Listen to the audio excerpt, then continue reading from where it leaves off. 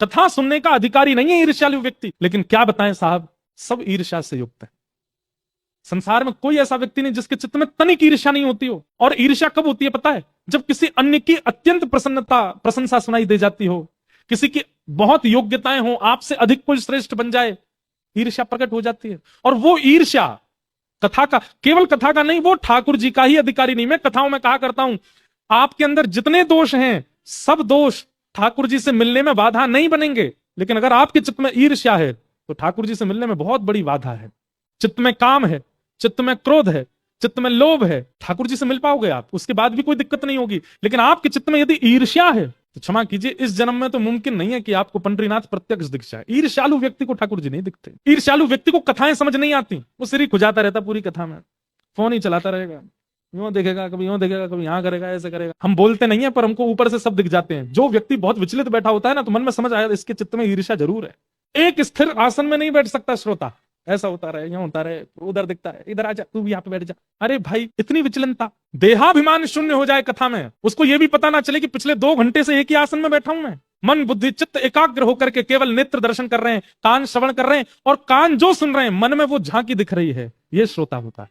बहुत शरीर की भंगिमा जिसकी बदलती रहती है ना, समझ जाओ इसके चित्त में तनिक ईर्ष्या तो है, इसलिए एक आसन में नहीं बैठ पा रहा है। अब बेचारे धीरे धीरे सब अपना आसन ठीक कर रहे हैं, सीधे बैठ रहे, टेढ़े मेढ़े सब ठीक हो रहे हैं। ये तो हम आपको बता रहे हैं। कल को बालकों को छोड़ के, वृद्धों को छोड़ के और रोगियों को छोड़ के अगर कोई ज्यादा ही टेढ़ा मेढ़ा हो रहा हो कथा में, कभी यूं कभी यूं कभी ऐसे कभी, तो पीछे से कहना, ये ईर्ष्या कम कर ले थोड़ी सी, बहुत इधर उधर होता है। ये सब देखिए प्रमाण है। जैसे हृदय की अस्थिरता, हृदय अगर स्थिर नहीं होता तो इस बात का प्रमाण है कि आपके चित्त में ईर्ष्या है, हृदय की अस्थिरता। दूसरा, अत्यंत क्रोध, ये किस बात का प्रमाण है? कि चित्त में अत्यंत काम है, इसलिए क्रोध के रूप में प्रकट होता है। अत्यंत निद्रा, आलस्य का प्रमाण, आलस्य है इसीलिए निद्रा है।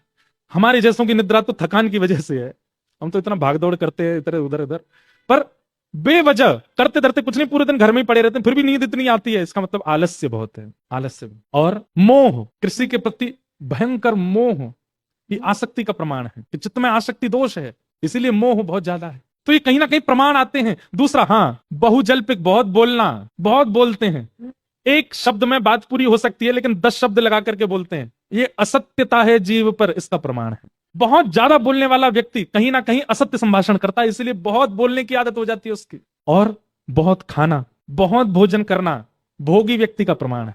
भोगी, बहुत चिंता करना, चिंतित होते रहना, ऐसा हो जाएगा, ऐसा हो जाएगा, ये बात है, ये बात है, ये अविश्वासी व्यक्ति का प्रमाण है। उसके अंदर विश्वास नहीं है, इसीलिए चिंता में रहता है।